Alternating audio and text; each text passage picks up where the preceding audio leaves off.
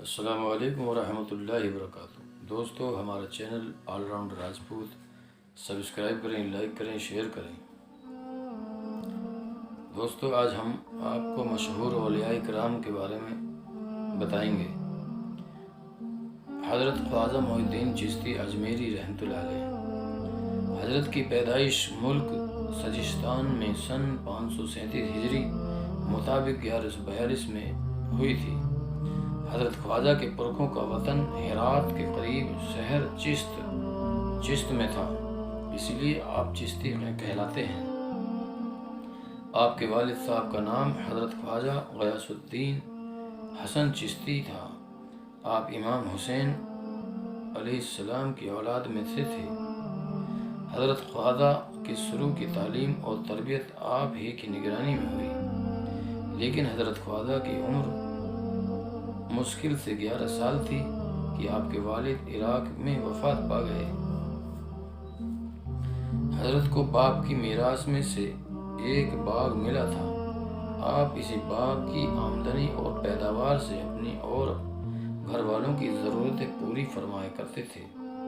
ایک دن حضرت خواجہ غریب نواز اس باغ میں بیٹھے تھے کہ ابراہیم قلندر نامی ایک مجذوب کو آپ کی یہ ادا بہت پسند آئی۔ انہوں نے آپ کے لیے دعا کی، سر پر ہاتھ پھیرا۔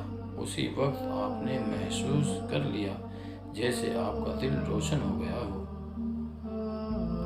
دنیا اور دنیا والوں سے آپ کا دل ہٹ گیا۔ چنانچہ حضرت خواجہ غریب نواز نے باغ اور سارا سامان بیچ کر اس کی رقم کو رشتہ داروں اور غریبوں میں بانٹ دیا اور وطن چھوڑ کر حق پانے کے لیے اٹھ کھڑے ہو گئے۔ خواجہ عثمان ہارونی رحمۃ اللہ علیہ سے بیعت۔ آپ وطن چھوڑ دینے کے بعد سب سے پہلے سمرقند پہنچے۔ وہاں آپ نے قرآن مجید حفظ کیا اور دوسرے علم حاصل کرنے میں لگ گئے۔ اس کے بعد آپ قصبہ ہارون میں تشریف لے گئے۔ وہاں آپ حضرت خواجہ عثمان ہارونی رحمۃ اللہ علیہ کی خدمت میں حاضر ہوئے۔ انہوں نے آپ کو خاص مریدوں میں شامل کر لیا۔ اس بیچ آپ نے اپنے پیر کے ساتھ دمشق کا سفر بھی کیا۔ وہاں آپ نے درویشوں کی ایک ایسی جماعت دیکھی جو خدا کے عشق میں مست تھی۔ آپ نے ان سے بھی فائدہ اٹھایا۔ اس کے بعد مکہ معظمہ اور مدینہ منورہ کو روانہ ہوئے۔ اس وقت بھی آپ کے ساتھ حضرت خواجہ عثمان ہارونی تھے۔ حضرت خواجہ عثمان ہارونی کی آپ پر بڑی مہربانی تھی۔ آپ کی پوری تربیت انہوں نے کی، یہاں تک کہ پورا سکھانے پڑھانے کے بعد انہوں نے حضرت خواجہ سے فرمایا، اے معین الدین، یہ سب تعلیم تمہاری مکمل تربیت کے لیے تھی۔ تم کو ان تعلیمات پر پوری زندگی عمل کرنا ہے تاکہ قیامت کے دن مجھے شرمندگی نہ ہو۔ حضرت خواجہ عثمان ہارونی کی تعلیمات سے فارغ ہو کر آپ اپنے وطن سجستان واپس تشریف لے گئے اور وہاں سے تعلیم کے لیے ہندوستان کے لیے رخ کیا۔ ہرات، بلخ، غزنی ہوتے ہوئے آپ دلی پہنچے۔ دلی میں آپ کچھ دن ٹھہرے رہے، پھر وہاں سے آپ اجمیر چلے گئے۔ اجمیر میں جب 1193 عیسوی میں آپ دلی سے اجمیر کے قریب پہنچے، اس وقت آپ کے ساتھ آپ کو چاہنے والے کل 40 آدمی تھے۔ قصبہ سمانہ میں راجہ پرتھوی راج کے نوکروں نے آپ کو روک لیا، اس لیے کہ راجہ کو کسی نے بتا دیا تھا کہ اس قسم کا بزرگ تمہارے راجیہ کا دشمن ثابت ہوگا، تم اس سے چوکس رہنا۔ آپ کو اسی وہم میں روکا گیا تھا، لیکن آپ میں کوئی ایسی بات نہ دیکھا۔ نوکروں نے بعد میں چھوڑ دیا اور آپ اجمیر پہنچ گئے۔ اجمیر شریف پہنچنے کے بعد حضرت نے آبادی کے باہر ایک پیڑ کے نیچے پڑاؤ ڈالنا چاہا۔ یہ وہ جگہ تھی جہاں راجہ کے اونٹ باندھے جاتے تھے۔ رات کے وقت جب راجہ کے اونٹ آئے تو بادشاہ کے نوکروں نے حضرت سے کہا کہ یہ جگہ راجا کے اونٹوں کے لیے ہے، یہاں آپ کو پڑاؤ نہیں کرنا چاہیے۔ آپ نے فرمایا اچھا بھائی، ہم یہاں سے اٹھے جاتے ہیں، تمہارے اونٹ یہاں شوق سے بیٹھے۔ یہ فرمانے کے بعد حضرت وہاں سے اونٹ پر اٹھ کر تالاب انا ساگر کے کنارے چلے گئے جہاں مندر تھے، اور وہیں قیام فرمایا۔ مقابلہ جادوگر کا بیان کیا جاتا ہے کہ اجمیر شریف میں ایک زمانے سے ایک جن رہتا تھا۔ راجا اور اجمیر کے باشندے اس جن سے اتنی عقیدت رکھتے تھے کہ وہ اسے پوجتے تھے۔ راجا نے اسے جن کے واسطے کچھ پرگنے کی وقف کر دیے تھے۔ حضرت جب وہاں پہنچے اور آپ کی بزرگی عام طور سے لوگوں تک پہنچنے لگی تو یہ جن بھی حضرت کی خدمت میں حاضر ہوا۔ اس پر آپ کے اخلاق کا، آپ کے رہن سہن کا اور آپ کی باتوں کا اتنا اثر ہوا کہ اس نے فوراً ہی اسلام قبول کر لیا اور آپ کے عقیدت مندوں میں شامل ہو گیا۔ حضرت نے اس جن کا نام شادی دیو رکھا اور اپنی تعلیم و تربیت سے اسے کمال درجے تک پہنچا دیا۔ اس جن کا حضرت کے خادموں میں شامل ہونا تھا کہ لوگوں نے مخالفت کرنا شروع کر دیا کہ آپ بہت بڑے جادوگر ہیں اور صرف جادو کے زور سے ان کے معبود جن کو قابو میں کر لیا ہے۔ اس لیے حضرت کے مقابلے کے لیے چوٹی کے جادوگروں کی کھوج شروع ہو گئی۔ اس زمانے میں جے پال جادوگر بہت بڑا جادوگر سمجھا جاتا تھا۔ جے پال کے بارے میں عام خیال یہ تھا کہ دنیا کا کوئی بڑے سے بڑا جادوگر اس کے مقابلے پر نہیں ٹھہر سکتا۔ چنانچہ راجا پرتھوی راج نے جے پال کو حضرت کے مقابلے پر تیار کیا۔ جے پال جادوگر جب حضرت کے مقابلے کے لیے آیا تو اس کے ساتھ 1500 مرید جادوگر تھے۔ 700 جادو کے خوفناک اژدہے اور سانپ تھے اور 1500 طلسمی جادوئی چکر تھے۔ ان طلسمی چکروں کا کمال یہ تھا کہ یہ ہوا میں جادو کے زور سے تیرتے پھرتے تھے اور 100 میل تک دشمن کے لشکر میں جا کر دشمنوں سے سر اڑا دیتے تھے۔ غرض یہ کہ جے پال جادوگر پورے انتظام کے ساتھ حضرت کے مقابلے پر آ ڈٹا۔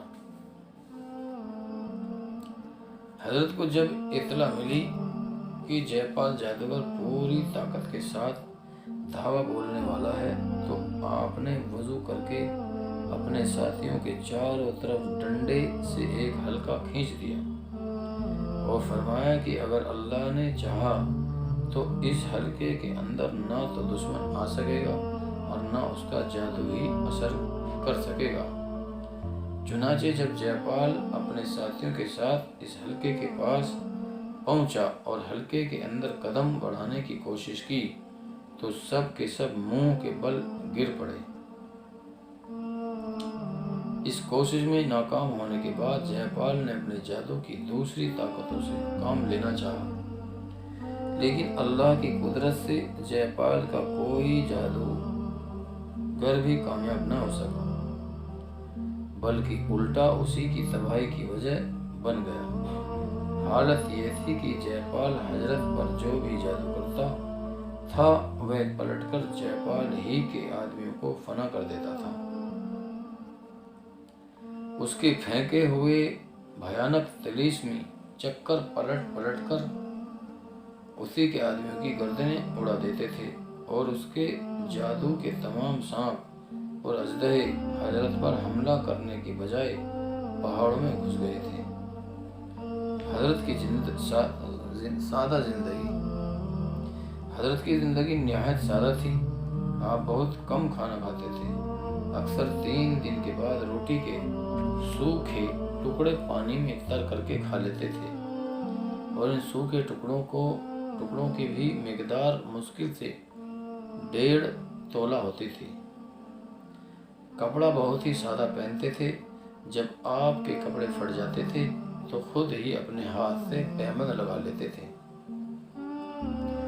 حضرت خواجہ قطب الدین بختیار کاکی رحمۃ اللہ علیہ فرماتے ہیں کہ میں 20 برس حضرت کی خدمت میں رہا، لیکن میں نے کبھی یہ نہیں سنا کہ حضرت نے کبھی اپنی صحت کے لیے دعا مانگی ہو، بلکہ اکثر یہ دعا مانگا کرتے تھے کہ اے اللہ، جہاں کہیں درد اور محنت ہو وہ اپنے بندے معین الدین کو عنایت فرما۔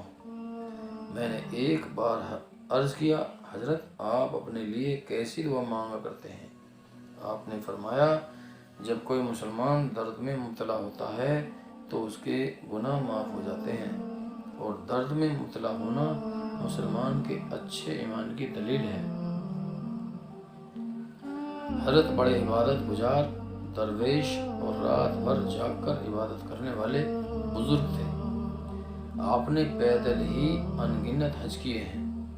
آپ لگاتار 70 سال تک رات کو نہیں سوئے اور پہلو کو زمین سے نہیں لگایا۔ آپ دن میں روزے رکھتے، رات بھر کھڑے ہو کر عبادت کرتے۔ آپ ہر وقت وضو سے بھی رہا کرتے۔ آپ کبھی کسی پر غصہ نہیں ہوتے تھے، لیکن ایک دن آپ اپنے مرید شیخ علی کے ساتھ کہیں تشریف لیے جا رہے تھے کہ راستے میں آپ کے مرید شیخ علی کو ایک قرض دینے والے نے پکڑ لیا اور کہا کہ جب تک میرا قرضہ ادا نہ کرو گے میں تمہیں نہیں چھوڑوں گا۔ آپ نے قرض والے سے اپنے مرید کے لیے مہلت مانگی، مگر وہ اور بھی سختی کے ساتھ پیش آنے لگا۔ آپ کو غصہ آ گیا اور آپ نے غصے میں چادر مبارک کندھے سے اتار کر زمین پر ڈال دی۔ اسی وقت چادر سونے چاندی کے سکوں سے بھر گئی۔ آپ نے فرمایا، جتنا تیرا قرض ہے اس میں سے لے لے۔ حضرت کی وفات۔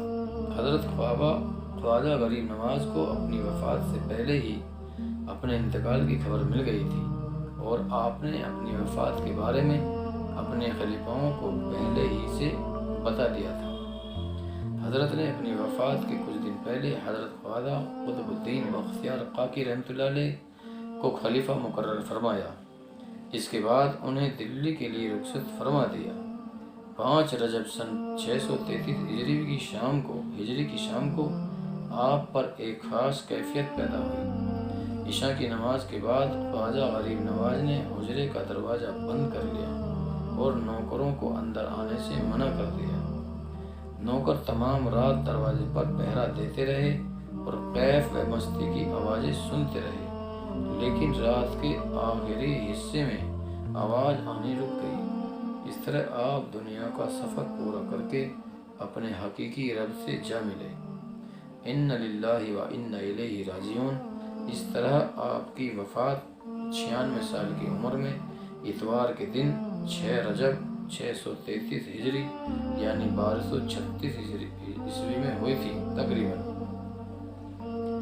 آپ کا روضہ اقدس اجمیر شریف میں ہے۔ ہر وقت روضہ مبارک پر میلہ لگا رہتا ہے۔ آپ کی تعلیمات حضرت خواجہ معین الدین چشتی اجمیری سنجری رحمۃ اللہ علیہ نے نماز کے بارے میں فرمایا کہ میں نے خواجہ عثمان ہارونی رحمۃ اللہ علیہ کی زبانی سنا ہے کہ قیامت کے دن سب سے پہلے نماز کا حساب نبیوں، ولیوں اور ہر مسلمان سے لیا جائے گا۔ جو حساب میں پورا نہیں اترے گا وہ دوزخ کے عذاب میں ڈال دیا جائے گا۔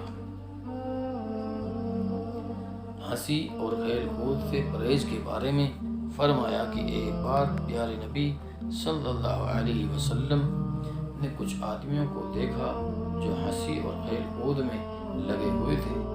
پیارے نبی صلی اللہ علیہ وسلم نے ٹھہر کر سلام کیا تو سب غلاموں کی طرح ہاتھ جوڑ کر کھڑے ہو گئے۔ آپ نے ان سے پوچھا کہ بھائیوں، کیا تم موت سے بے خٹکے ہو؟ سب نے ایک ساتھ کہا نہیں۔ پوچھا پل صراط سے گزر چکے ہو؟ عرض کیا گیا نہیں۔ آپ نے فرمایا پھر کیوں ہنسی اور کھیل کود میں لگے ہو؟ آپ کی نصیحت نے ان पर ऐसा असर किया कि इसके बाद किसी ने इनको हंसते हुए नहीं देखा। नमाज के बारे में एक मौके पर और कहा था, नमाज एक अमानत है जो अल्लाह ताला ने बंदों के सुपुर्द की, बस बंदों का पर वाजिब है कि इस अमानत में किसी की खयानत न करे।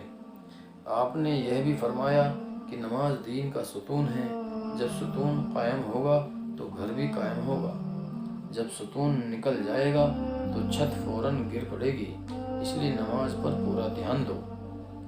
माँ बाप की फरमाबरदारी के बारे में आपने फरमाया कि अहदीस में है कि जो लड़का मोहब्बत और एहतराम से माँ बाप का चेहरा देखता है उसके नामे अमाल में एक हज का सवाब लिखा जाता है। आपने अच्छी और बुरी सोहबत के बारे में इरशाद फरमाया कि अहदीस शरीफ में आया है कि सोहबत का असर जरूर होता है। अगर कोई बुरा आदमी नेकी की सोहबत अपना ले तो उम्मीद है कि वह नेक हो जाएगा, और नेक आदमी बुरों की सोहबत में बैठे तो बुरा हो जाएगा, क्योंकि जिससे किसी ने भी जो कुछ हासिल किया है वह सोहबत से हासिल किया है। आपने फरमाया कि 4 चीज़ें बहुत ही उम्दा होती हैं। एक, वह दरवेश जो अपने आप को दौलतमंद जाहिर करे। दूसरे, वह भूखा जो अपने आप को पेट भरा जाहिर करे। तीसरे, वह दुखी जो अपने आप को खुश जाहिर करे। चौथे, वह आदमी जिसे दुश्मन भी दोस्त दिखाई दे। दोस्तों, हमारा चैनल ऑलराउंडर राजपूत सब्सक्राइब करें, लाइक करें, शेयर करें।